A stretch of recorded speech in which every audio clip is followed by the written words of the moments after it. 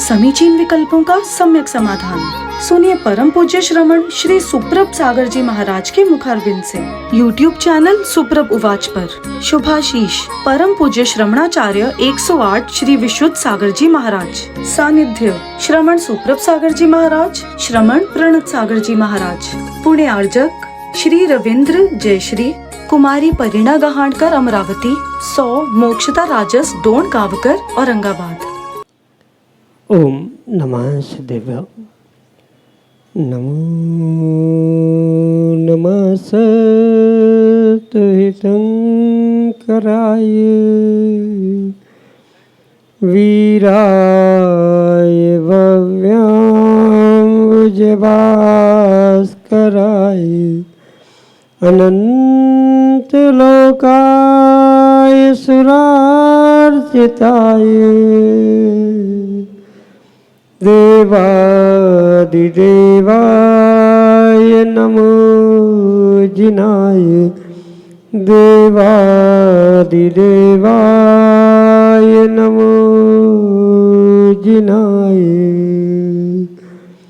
पंच परमेष्टि भगवान की परम पूज्य आचार्य भगवंत गणाचार्य श्री विराग सागर जी महाराज की, परम पूज्य पट्टाचार्य गुरुवर श्री विशुद्ध सागर जी मुनि महाराज की, परम पूज्य मुनि श्री प्रसम सागर जी सुप्रभ सागर जी महाराज की।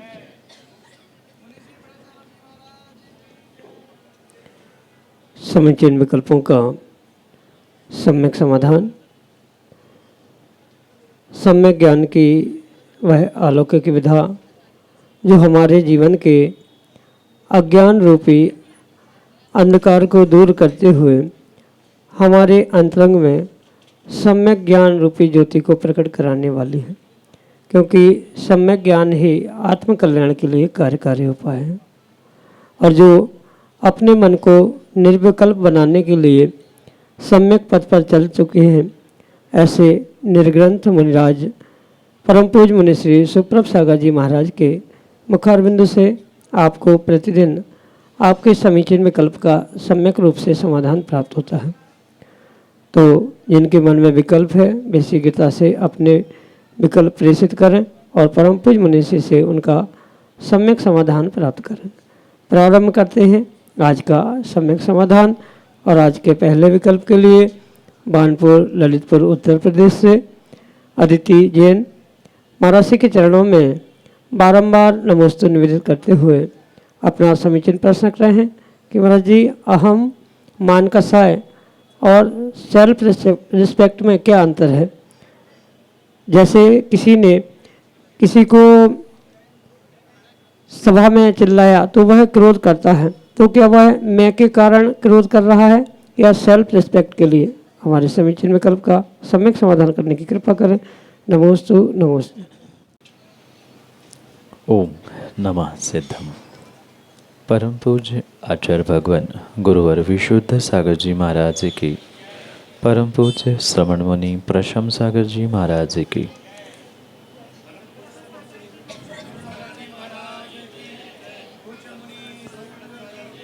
चाहे अहम कह दो, चाहे अहंकार या मान कसाय या सेल्फ रिस्पेक्ट, भाषा कोई भी क्यों न हो, पर ये सभी मान कसाय के ही परिणमन है। और चाहे सभा में कोई किसी से कुछ कहे, उसको अपना इंसल्ट लग के वो क्रोध या गुस्से में आकर कुछ चर्चा करे, कुछ बातें करे, दृष्टांत कोई भी क्यों न हो, पर वास्तविकता यही है कि जो अपने स्वयं के मान की पुष्टि के लिए अहंकार, चाहे शब्दों में हो, अपने क्रोध को छुपाने रूप हो, क्योंकि ऐसा भी होता है कि मैं सबके सामने क्रोध करूँगा तो लोग मुझे क्रोधी कहेंगे, मेरा मान सम्मान घट जाएगा। इस उद्देश्य से वह मायाचारी भी करता है और बहुत सारा ऐसा विपरीत कार्य भी कर बैठता है। इसलिए शब्द भाषा कोई भी क्यों ना हो, पर वास्तविकता यही है कि ये पूर्ण रूप से अहंकार की ही महती भूमिका है, जिसके कारण से वह श्रावक या व्यक्ति ऐसा विपरीत कार्य करते हुए देखने के लिए मिल रहा है। इसलिए इन तीनों में मतलब चाहे सेल्फ रिस्पेक्ट के लिए कह दे या अन्य किसी प्रकार से उसे कह दे, पर मान कषाय की सत्ता होने पर ही वही मान अपमान की, सम्मान की आदि बातें मन में आने की संभावना होती है। अन्यथा जो अपने सहज परिणाम और परिणति से जीता है उसके लिए ऐसा विकल्प ही नहीं होता कि सेल्फ रिस्पेक्ट क्या है आदि क्या है। जहाँ कहीं ये उत्पन्न हो रहा है पक्का है वहाँ कहीं न कहीं जीव के अंतरंग में मान कषाय, और मान ही नहीं साथ में अन्य भी कषायों का सद्भाव होने की संभावना है। यही आपके लिए सम्यक समाधान।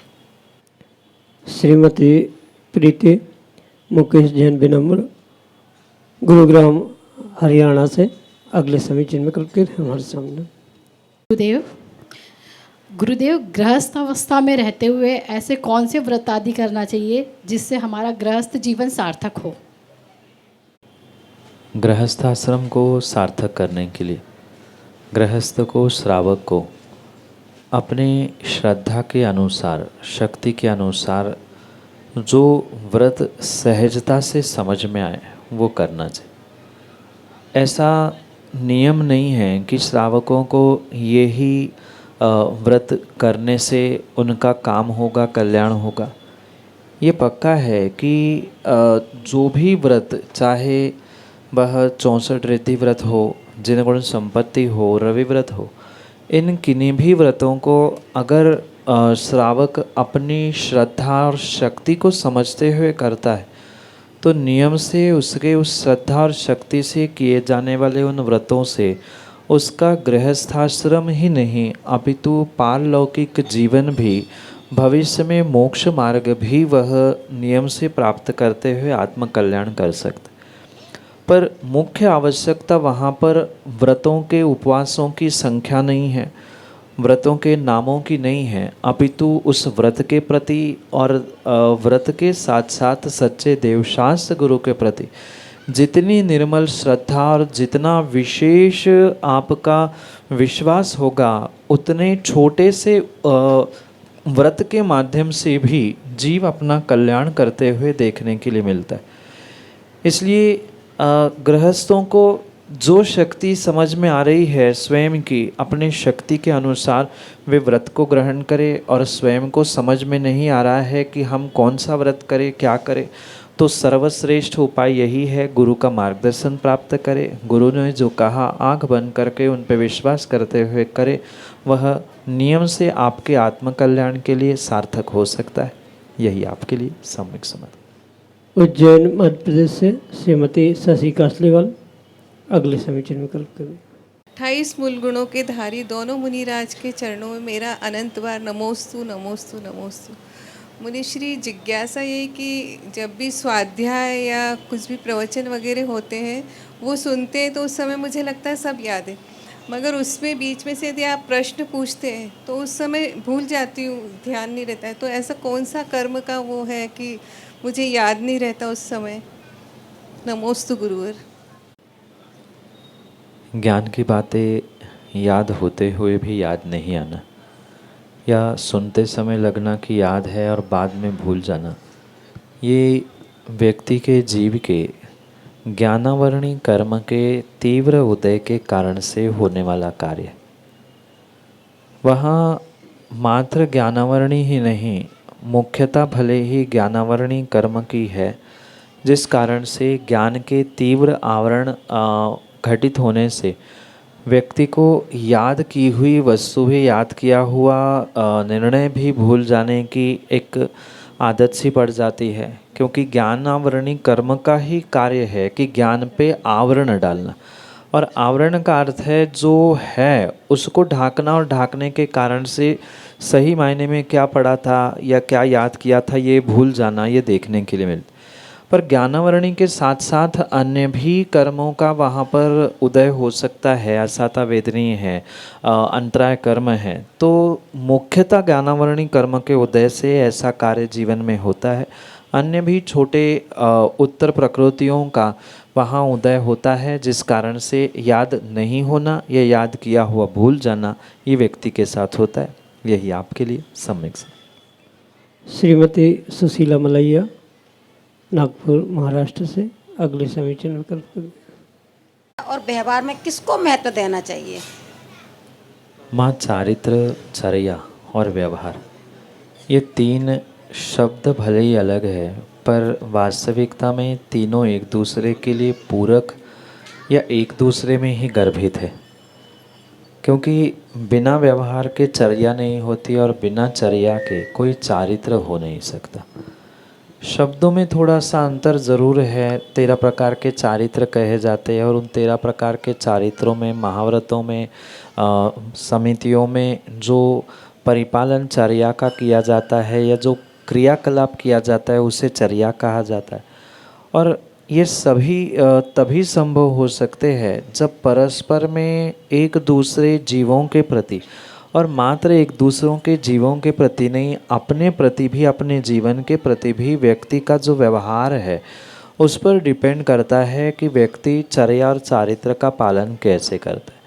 इसलिए कथनचित व्यवहार, चर्या और चारित्र तीनों एक समान है, मात्र अंतर उसमें कुछ विशेष विशेषता की अपेक्षा से है। व्यवहार से चर्या बनती है, चर्या से चारित्र बनता है और चारित्र, सम्यक चारित्र होने से ही आत्मा का कल्याण होता है। पर जिसके पास लोक व्यवहार नहीं है, निज व्यवहार नहीं है, वह कितना ही अच्छा चर्या और चारित्र का पालन क्यों ना करे, पर आवश्यकता नहीं है उसके उस श्रेष्ठ चर्या और चारित्र के कारण से उसकी लोक में, जगत में पूजा हो।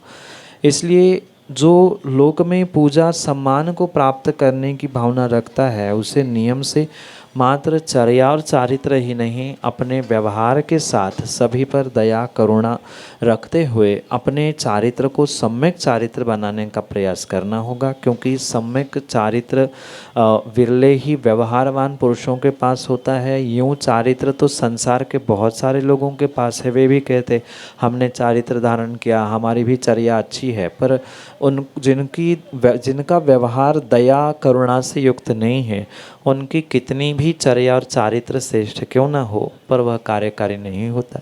यही आपके लिए सम्यक समझ। हरीश जैन, नागपुर महाराष्ट्र से अगले समीचीन विकल्प करें। तो महाराज जी कहते हैं जो लू खाता है वह सर्दी भी खाता है, अथवा उष्ण परिसय शीत परिसय क्या है? ये तो प्रकृति का स्वभाव है, शीत और उष्ण। जब जहाँ जैसा मौसम है उस मौसम को, उस प्रकृति को, उस वातावरण को उसी प्रकार से जो सहन कर सकता है वही कहीं न कहीं उससे विपरीत प्रतिकूल परिस्थिति में भी अपना सामना कर लेता। कहने का मतलब ये है कि जो उष्ण परिसय को सहन कर सकता है, और परिसय ना कहे, जो सामान्य रूप से उष्णता को भी सहन कर सकता है वही ठंड को भी सहन कर सकता है। व्यवहारिक भाषा में इसे ज़रूर कहा जाता है जो लू खाता है वही सर्दी खाता है। मतलब लू चलने पर भी, भीषण उष्णता होने पर भी जो सस्टेन करना, यानी उस उष्णता को सहन करते हुए जीना जानता है, वो ही कहीं न कहीं भीषण ठंड में भी अपने आप को सस्टेन करना, अपने आप को जिंदा रखने के लिए पुरुषार्थ करना, ऐसा कार्य कर सकता है। और मुनिराजों की भी अपेक्षा से उष्ण परिसय और शीत परिसय जो कहे जाते हैं वो भी इसी प्रकार से है। शरीर हो चाहे मौसम हो, बाहर की प्रकृति हो अंदर की प्रकृति हो, बिल्कुल प्रकृति दोनों भी एक जैसी होती है। जो जितना शांति से, किसी सहजता से किसी श्रेष्ठ कार्य को ग्रहण कर सकता है, धारण कर सकता है, वही विपरीतता का भी सामना कर सकता है। या जो विपरीतता का सामना सहजता से करता है वो ही सुख के दिनों में भी सुख से रहने की संभावना हो सकती है। इसी अपेक्षा से यहाँ सामान्य भाषा में, बोली चाली में लू खाना और सर्दी खाना ऐसा कहा जाता है। खाने का मतलब मात्र मुंह से नहीं, सहन करना है। जो जितनी विशेष गर्मी सहन करता है वो ही उतनी ठंड भी सहजता से सहन कर सकता है। यही आपके लिए सम्यक समान। नीलू जैन, नागपुर महाराष्ट्र से अगले समीचीन विकल्प करें। महाराज जी हम लोग स्वाध्याय करते हैं तो दो शब्द आते हैं, राग और मोह। तो हम लोग को बहुत कंफ्यूज होता है कि राग बुरा है कि मोह बुरा है, तो बहुत ज़्यादा कंफ्यूजन होता है। तो उसको आप बता दीजिए, समझा दीजिए। नमोस्तु महाराज। चाहे राग हो चाहे मोह हो, दोनों का परस्पर में एक दूसरे से एक पिता और पुत्र के समान संबंध है।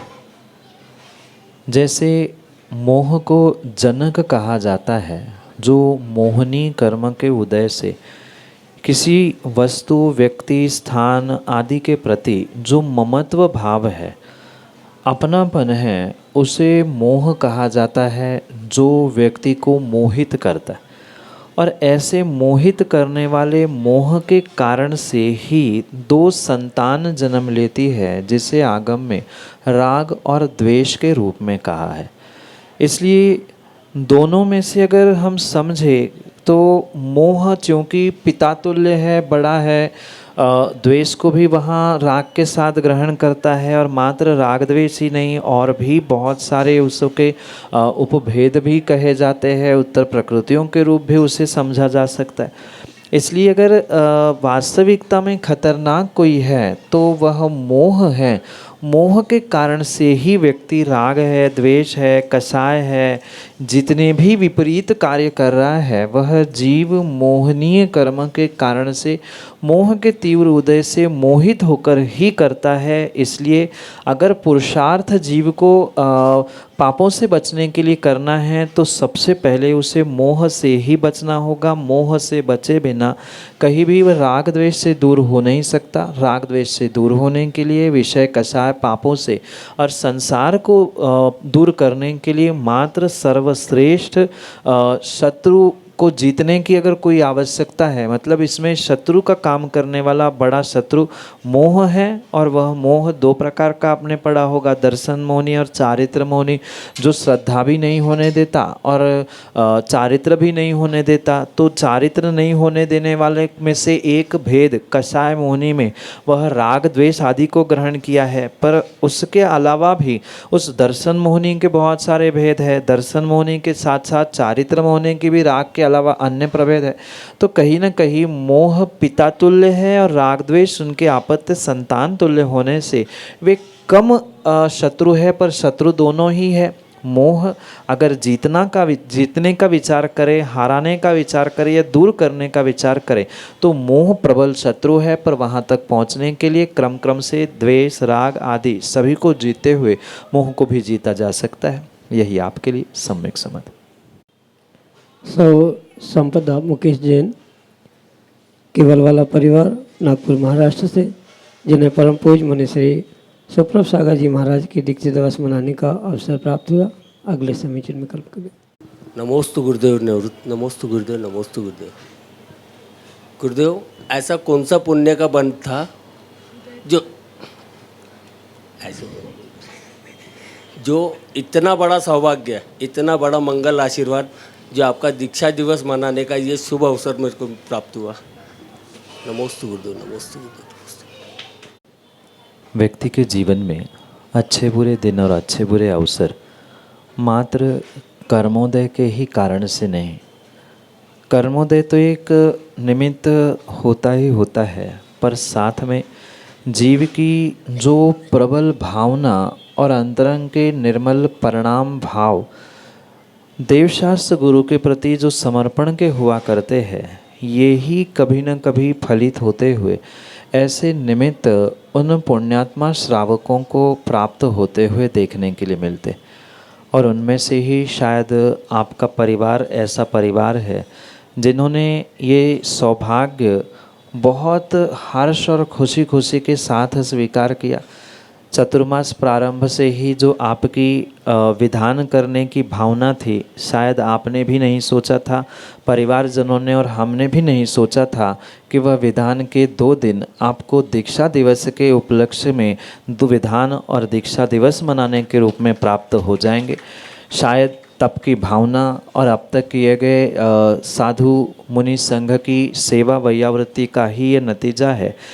कि आपको ये सौभाग्य प्राप्त हो रहा है, क्योंकि आवश्यकता नहीं है कि पिछले पर्यायों के ही पुण्य वर्तमान में उदय में आ जाए। 48 मिनट में भी जीव का पुण्य पाप उदय में आ सकता है। हो सकता है 2-3 महीने से जो परिवार ने गुरु मुनि संघ की सेवा एक बिना स्वार्थ की भावना से जो किए हैं, उसका ही शायद ये प्रतिफल है कि साक्षात आपको सामान्य दिन नहीं पर दीपावली की पूर्व बेला में ही वह दीक्षा दिवस जैसा श्रेष्ठ अवसर प्राप्त हुआ, जहाँ सामान्य बड़े बड़े व्यक्ति जो अपने आप को धर्म के बहुत बड़े ठेकेदार या बहुत बड़े व्यवस्थापक मानते हैं, उनके पुण्य को भी मात करते हुए आपने ये अवसर प्राप्त किया है। आपका पुण्य प्रशंसनीय है ही, पर पुण्य ही नहीं अपितु आपकी भावना भी बहुत प्रशंसनीय है, क्योंकि धन दौलत पैसा आदि को प्राप्त करने के लिए गुरु को आमंत्रित करने वाले सैकड़ों लोग होते हैं, पर मात्र न्यौछावर करने के लिए और खुशियाँ दिवाली मनाने के लिए गुरु को अपने आंगन में ले आने वाले आप जैसे ही विरले पुण्यात्मा भावना और श्रद्धावान जीव होते हैं, जो ऐसा श्रेष्ठ कार्य कई महीनों की कई दिनों की भावनाओं को भाते भाते पूर्व कर्म के उदय और गुरु के आशीर्वाद अनुकंपा के साथ साथ प्राप्त करते हैं। जो एक मंदिर समाज का संगठन नहीं कर पाया, ऐसा एक श्रेष्ठ कार्य आपने यहाँ किया है। जैसे इंदौर में एक परिवार ने, एक दंपत्ति ने मिलकर गुरु भगवंत के उस श्रेष्ठ आयोजन पट्टाचार महोत्सव को किया था, शायद भविष्य में ऐसा ही कुछ होने की संभावना का संकेत आपके साथ हो रहा होगा। यही पुण्य का उदय और भावना आपको यहाँ प्राप्त हुई है। यही आपके लिए सम्यक समाधि। तुलसी नगर नागपुर महाराष्ट्र से अमन जैन अगले समीचीन विकल्प के साथ। नमोस्तु महाराज जी। आज से 16 वर्ष पूर्व अशोकनगर में जब आज ही के दिन आपकी दीक्षा की बिनोली निकल रही थी और दीक्षा के कुछ घंटे ही शेष बचे थे, और इस युग के महायोगी आपके ऊपर दीक्षा के वो संस्कार करने वाले थे, तो आपके अंदर कैसे भाव चल रहे थे, आपको कैसा प्रतीत हो रहा था? कृपया महाराज जी बताने का। बेटा, कुछ बातें शब्दों में नहीं अपितु भावनाओं से और अंतरंग के अनुभव से ही जानी जा सकती, क्योंकि वह शायद आपने गाना सुना होगा कि ये आँखों ही आँखों में इशारा हो गया। ऐसा ही कुछ आँखों ही आँखों में गुरु और शिष्य का इशारा हुआ था, जो 16 नहीं 18 साल पूर्व हुआ था। और 2 साल की गुरु की वह सन्निधि और सानिध्य ने उस दृष्टि को, उस आँखों आँखों के इशारों को ही शायद ज़िंदगी बदलने वाला इशारा प्राप्त करते हुए बहुत कुछ देने का प्रयास किया गया। और रही बात उस दिन उस क्षण की अनुभूति की, तो भले ही एक एक अनुभूति को शब्दों में नहीं कहा जा सकता, पर इतना ज़रूर है, जिसके हाथ में साक्षात वरमाला है, सामने वह वधू खड़ी है, और वह समय उसके क्या अनुभूति होती होगी कि बस अब गले में डालना है। ऐसी ही शायद वह अनुभूति थी कि बस अब कुछ मिनट और कुछ घड़ी ही शेष बचे हैं, जब साक्षात वह मुक्ति वधू को प्राप्त करने के लिए मैं भी दिगंबर भेष धारण करते हुए गुरु के कर कमलों से गुरु समान बनने का प्रयास करने वाला हूँ। और अंदर की बात कहूँ तो उस रात नींद भी नहीं आई थी कि कब सुबह होगी और कब मैं भी दिगंबर बनकर हाथ में पिछी कमंडल लेकर निर्ग्रंथ गुरु बन जाऊँ। यही आपके लिए सम्यक समाधि। समीचीन विकल्पों का सम्यक समाधान सुनिए परम पूज्य श्रमण श्री सुप्रभ सागर जी महाराज के मुखारविंद से। YouTube चैनल सुप्रभ उवाच पर शुभाशीष परम पूज्य श्रमणाचार्य 108 श्री विशुद्ध सागर जी महाराज। सानिध्य श्रमण सुप्रभ सागर जी महाराज, श्रमण प्रणत सागर जी महाराज। पुण्य आर्जक श्री रविंद्र जयश्री, कुमारी परिणा गहाणकर अमरावती, 100 मोक्षता राजस डोन कावकर औरंगाबाद।